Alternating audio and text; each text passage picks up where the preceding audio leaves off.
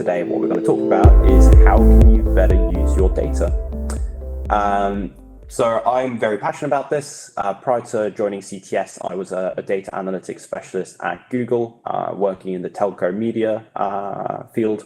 So one of the biggest projects I've worked on, which I was quite excited about, is Candy Crush. I don't know if anyone plays Candy Crush here, but King, the company that makes Candy Crush, are a big Google Cloud user, and they publish and import 90 billion events every day of people playing Candy Crush. And that's everything from, every move you make to which level you've passed to when you're stuck to, all those sort of things. When you open the app, how long you play. So a lot of data, and they are very good at using that data to be able to monetize it. So actually, Candy Crush makes its money from 1% of the user base, and it's a large amount of money. So it's kind of like it was a really interesting project to work on, and I'm now trying to kind of like share some of the learnings with other organizations. And the thing that kind of really made it interesting in the case of Candy Crush was typically data currently in a lot of organization is used in a very ad hoc reactive way, right? You might have a dashboard, you might have some visualization, but it's something that you would look at, once a day or maybe once a week, or a report that would land on your desk once a month. It's very kind of like ad hoc on a scheduled reactive basis. The thing that was interesting with Candy Crush is the way that they did monetization was so successful is they actually did everything in real time when the data happens, which kind of like ties in with the way that we're seeing the industry going, right? There is a famous quote by IDC, you might believe in IDC, you might not, there's still some merit in it, which says that, in the next 4 years, or 3 years, we're almost in 2022, a quarter of data generated is done in real-time nature. And what do we mean by in real-time nature? So it's an actual kind of event or some information about a particular thing that happens at a point in time. And this goes across all industries, right? So in the case of retail, it could be someone making a purchase. In the case of recruitment, it might be someone doing a job application. In the case of telecommunications, someone, sending a text message. So really all of our industries have real-time data today. And in a lot of situations, that real-time data isn't actually being used at all. So if I kind of go to the next slide, really where we are today is kind of like this slide here, where we're collecting data, and it doesn't really have value by itself, but where the value of data really comes is when you start to combine it or aggregate it over a longer period of time. So typical kind of use cases of that might be, sales reports, across my retail shop, how many people have bought a particular item this last month? Or in the case of, hospitality, what was our most popular hotel during this time period? So we're really kind of like talking around, aggregating amounts of data to be able to do some visualizations, reporting. But the area where a lot of organizations aren't really focusing on and haven't really unlocked, or very few organizations have done it, is really more kind of like on the initial side of things. So getting value from an event when it happens there and then. So in the case of Candy Crush, for example, someone getting stuck on the level, how we detect that in real time when it happens to then be able to offer them an in-booster pack. Here's a thing that you can purchase to be able to help you to get to the next level. And that's some value that you are creating there and then for the user. In terms of other type of organizations, it might be, let's take a retail use case. You might personalize the website based on what the customer is. And that is something that you are doing in real time, adapting the user experience for them based on what you know of their kind of behaviors. Or for example, again, in the telco use case, are you able to offer them a upgrade based on their usage of data? So someone runs out of data on their pay-as-you-go package, rather than wait 3 days or 5 days until their plan renews, you might be able to give them an offer there and then and say, hey, we noticed that you've run out of data. Would you like some more? So being able to leverage data in real time is kind of really becoming more and more popular within organizations, and it has a huge amount of value. And really the kind of like way that I see it is data is used in two ways. So you have the operational aspect, so kind of where the time sensitivity is really high. If you don't use the data as soon as it's generated, it kind of loses the value, versus the more traditional strategic orientation, which is really kind of more around planning, reporting, ad hoc type use cases. So as you could probably guess, the rest of my presentation is going to be focused much more on like, how can I do this real-time stuff? Because this is really where the magic happens today. And it's really the untapped kind of area that a lot of organizations aren't looking at. So I kind of like alluded to this before, think of any type of data-rich event, especially in the case of retail, something like an online purchase, what type of information is created from that event? So you might have something like, what was the item that was sold? Where was the person, when they purchased the item, or where is it getting shipped to? What was the price that they paid for it? What was the channel? So where did they stumble on your product? Was it, from a Google search? Was it from Twitter ads? Was it, a link that was shared on WhatsApp? That information is all really valuable information that you can do things with.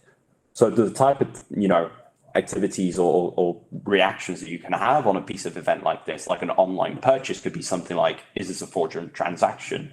Or someone's bought, a barbecue. What else can we now offer them? What is the next best action that we can do for the customers?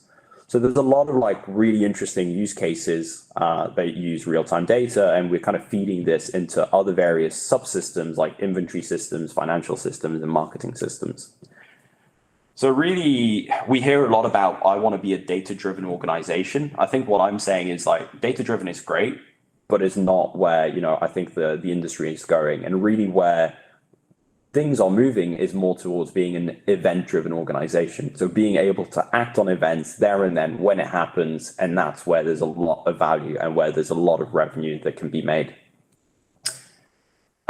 But it's not one or the other, right? You still need to have both to be successful, because typically, you need the strategic view to be able to plan for what the big questions are for an organization, to then, define the strategy of what do we now want to do with this event-driven type use cases. And they kind of like, help each other out. So it's great to talk about it on slides. It's probably better to even see it in real life also, I hope. I'll try and make this interactive. If you have any questions, I thoroughly encourage you to interrupt me, ask questions. No question is a dumb question. I'm more than happy to answer anything. Is this also big enough, Patty? Can you see everything all right? Just using you as a... I can see it all right, yes. Cool, perfect. So I'm going to try and be as non-technical as possible. So again, if there is something you don't understand, I will try and explain it. I'm more than happy. Likewise, if you want more details about the technology, I can go as deep as you'd like. So really, feel free to interrupt me and ask questions. For those that have never seen it, this is Google Cloud Platform. This is what the user interface looks like. I've got my hamburger menu with the 100 odd different Google products that are within the ecosystem. If I was to go through each one of them, I would be here for a very long time. But the one that I'm going to focus on, and is really the crown jewels of GCP, is this one called here, BigQuery. This is where you effectively store data, centralize data, and you can create some insights from it. And BigQuery is particularly awesome because you can both do the strategic kind of ad hoc BI visualization type use cases, but you can also do the real-time use cases. And that's where it gets super, super interesting. So if I just change tabs and show you the BigQuery user interface. So the nice, interesting thing about BigQuery, if I just open a new tab, is this is what I'm greeted with. I've got my data here on the left-hand side with my various tables. So for example, I have some sample data from, I don't know, a telco use case, which might be a churn prediction type use case. I've got the Titanic manifest, just some sample data that I typically use in a session like today. The other interesting thing around BigQuery is I can just start to write some query statements to, see what's within my environments. And this is using, standard SQL syntax for the more technical people here. So, you'd be familiar. If you know how to write SQL, you'd be able to pick up BigQuery in a heartbeat. The interesting thing is I did not have to create any infrastructure. I did not have to, spin up any machines, do loads of capacity planning of, I need to have yay many machines with this many cores and RAM. It's just entirely serverless. It's a very easy experience, and I can just start to use it, without any effort at all. So you'll probably go, this is all well and good, Oli, but you're still not talking to me about real-time use cases and how I can use it to, improve my decision-making. So I've got a very nice little toy example, which is I like to play video games. I'm a big fan of video games. And there's a very good, well-known e-commerce web store called Steam. So I found this data set online that effectively has some information in it where you have different rows, and in each row you have a user identifier, so something that uniquely identifies a user, and then we have a game and then an event type. So it's either they've played a game, and then if they've played a game, the number of hours that they've played this game. So this particular user played a game called Z, very imaginative name for a game, and played it for 3 hours, or this user purchased Z, and then obviously the value being 1 because you only purchased a single copy of the game. And what I would like to do is my marketing team has come to me and said, hey, Oli, I would like you to identify 1, who our most valuable customers are. And then 2, I want to be able to use this information to be able to tailor and customize the experience of our e-commerce web store based on the information of whether we think they're a valuable customer or not. So how would I go about doing that? The first thing that I probably want to do is I want to just shift this data a tiny bit, because in its current form, it's not really usable, right? I've got individual rows. I've got, whether it's a purchase or a play event, and I've got a value, but really it doesn't really help me. So the first thing that I'm going to try and do is, okay, I want to segment my customers because I want to understand the most valuable ones. What are the things that I can use to determine what a most valuable customer is? So it might be, for example, how long do they play games in total?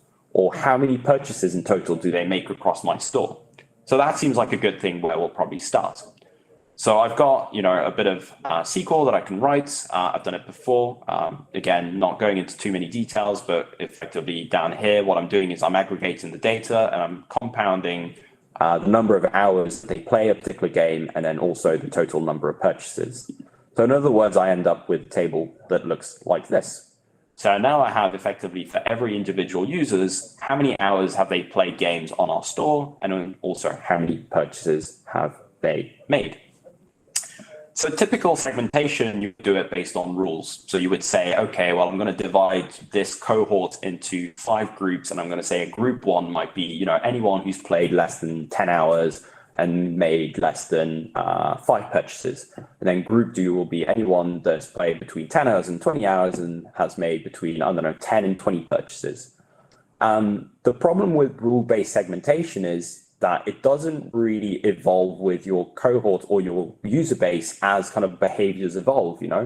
Over time, people might start to purchase more games because things are getting cheaper, or maybe the vice versa. They might be purchasing fewer games because things are getting more expensive. So this kind of means you have to stay on top of your rules and maintain them. And it's fine if you only have, a single set of segmentation rules. But if you've got many, because you've got different types of segmentation you're doing, it might become a bit cumbersome to kind of, maintain and keep on top of. So the nice thing about BigQuery is it has built-in machine learning capabilities. I can actually do segmentation that is dynamic based on new data, always updating. And the only thing that I need to do for that is if I go to my save query, because I can't remember the SQL syntax to do it, and then pop that into the editor, I just do it with SQL. I'm doing machine learning using a language that is well known by loads of data analysts in the market. It doesn't require a PhD. It doesn't require years of engineering. I can do it with tools that I already know and understand without having to really radically kind of have to hire or upskill people in an existing organization. So what am I doing here? I'll try and explain it. So I've got my select statements, which is effectively pulling data from my my training table. So this is a table that I was showing you before, which has every single individual, the number of hours they played and the total purchases. As you can see, the columns that I'm selecting. And then I've got these 3 lines on top, which is effectively creating my segmentation model. And here I'm deciding what the model type is. So k-means, which is the technical term for doing a segmentation. The nice thing with BigQuery ML is I can do loads of other type of use cases. I can do time series forecasting. I can do classification. So for example, is someone going to churn or not? Is someone, what is the propensity to purchase an item, or what is the propensity to make or do a particular action? We can do things like recommendation engines. We can do things like forecasting, I said. In effect, there's a whole wide variety of different use cases that you can enable using BigQuery and machine learning specifically.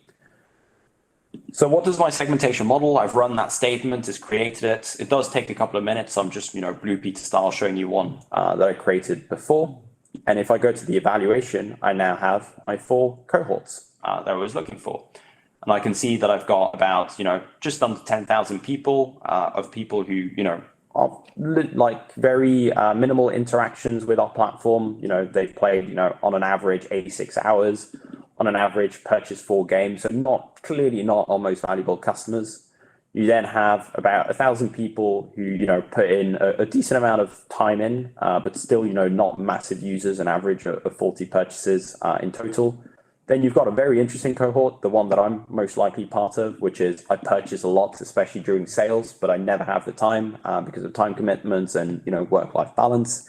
And then you've got people who are probably, the users that you don't want to have because they cost you a lot of money, which is they play a lot of the games, but then actually purchase very few games.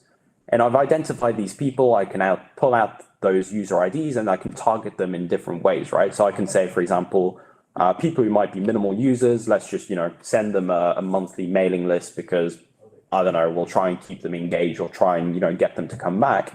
Versus clearly these people, they like to purchase things. So as soon as there's a sale on or as soon as there's a promo, let's just, put it in front of them because most likely they will purchase things.